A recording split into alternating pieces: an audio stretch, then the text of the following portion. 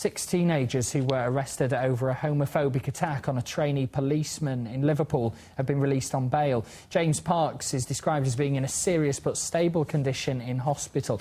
The 22-year-old has multiple head injuries, including fractures to his eye socket and cheekbone. He was set upon by a gang of up to 20 youths outside a bar in the city's gay district. Well, we're joined now in the studio by Andrew Gilliver from the Lesbian and Gay Foundation here in Manchester. Thank you very much for joining us this afternoon. First of all, for people who are not familiar with the Stanley Street area of Liverpool, how does that compare with the gay village we have here in Manchester? Well, it is sort of Liverpool's gay quarter, so it is sort of Liverpool's relation to Canal Street in Manchester. This attack, how much does it shock you that this sort of thing still happens in those areas, particularly now? Well, unfortunately, those of us in the lesbian and gay community are highly aware of this. I mean, there's been figures published that around 1 in 5 lesbian and gay people in the UK have experienced hate crimes in the last 3 years, and 3/4 don't report it. I think what's really both encouraging but also slightly worrying is that, you know, the good thing is more people are reporting it, but the serious nature of these offences, and also the perpetrators of this offence, a similar offence in London and the death of Michael Causer in Liverpool as well last year, all the perpetrators were teenagers and young people. And it's very worrying when we understand that over 65% of people in schools suffer homophobic bullying as well, so it's a very real problem.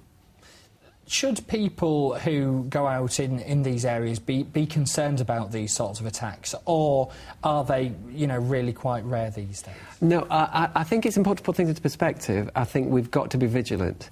And I think the important thing for the lesbian, gay, bisexual and trans community is when they're in a safe space like a bar or a club or wherever, is when leaving, never to be off guard, never to be on your own, and to make sure you spend that extra few quid on a taxi. Never leave a scene on your own, because I think that's when people are looking for trouble. And I think what it teaches us is to be vigilant, and that really we've got to look after ourselves because of these horrific incidents on James Park's show. It can happen to anybody at any time.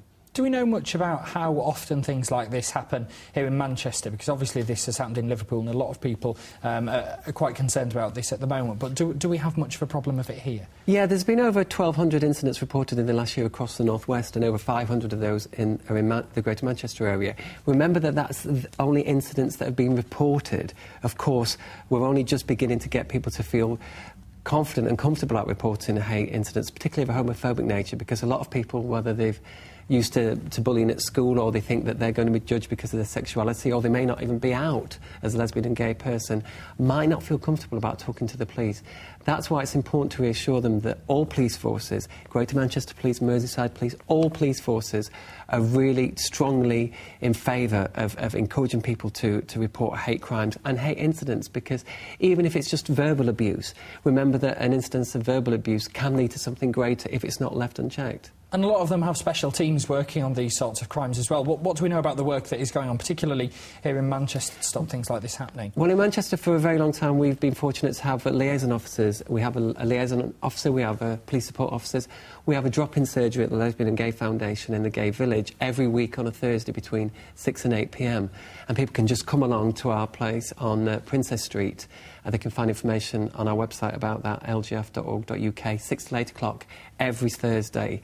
And the most important thing is that there's a safe space to go to talk about any incident or any worries really at all. It doesn't have to be a really serious incident. The most important thing is, if you are in a serious situation, to call 999.